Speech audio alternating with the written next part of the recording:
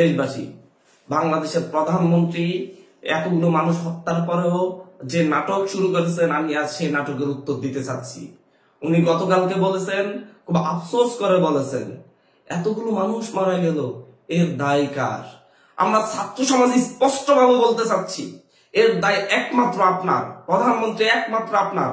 আপনি যদি মনে করেন বারবার মানুষকে হত্যা করে, ছাত্রদেরকে হত্যা করে আপনি পার পেয়ে যাবেন, তা হবে না। আপনাকে অবশ্যই এর দায় নিতে হবে।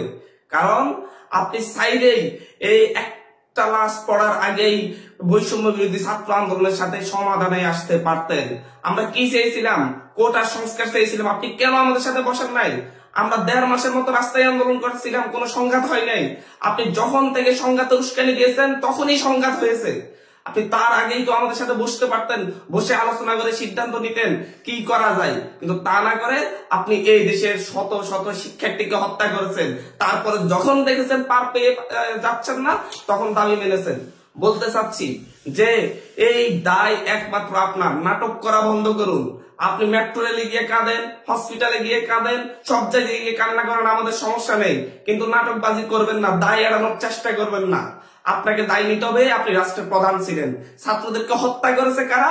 আপনার পুলিশ বাহিনী। শিক্ষার্থীদেরকে হত্যা করেছে আপনার র্যাব বাহিনী। শিক্ষার্থীদের উপর হেলিকপ্টারের গুলি চালিয়েছে আপনার র্যাব বাহিনী, আপনার বিজিবি। আপনাকে অবশ্যই এর দায় নিতে হবে। আপনি বাংলাদেশে ক্র্যাকডাউন চালিয়েছেন, আপনি ইন্টারনেট সেবা বন্ধ করে দিয়েছেন।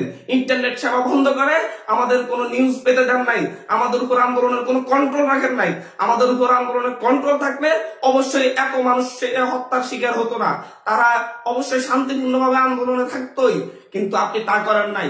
ইন্টারনেট বন্ধ করে দিয়ে গণহত্যা চালিয়েছেন। এর জন্য আপনাকে দায় নিতেই হবে, অবশ্যই নিতে হবে। আজকে আবার ইন্টারনেট বন্ধ করেছেন। আজকে যদি আর একটা গুলি চলে, মাননীয় প্রধানমন্ত্রী ওই গণভবন আর আপনার থাকবে না।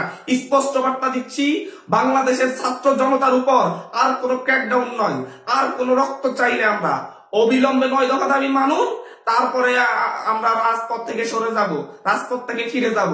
স্পষ্ট কথা বলতেছি, বাংলাদেশবাসীকে বলবো, আপনারা সবাই ঐক্যবদ্ধ হয়েছেন, আরো ঐক্যবদ্ধ হন। আশপাশে সবাইকে ঐক্যবদ্ধ করুন। আমরা এই খুনিদের বিচার না করে রাজপথ ছাড়ছি না। ধন্যবাদ সকলকে।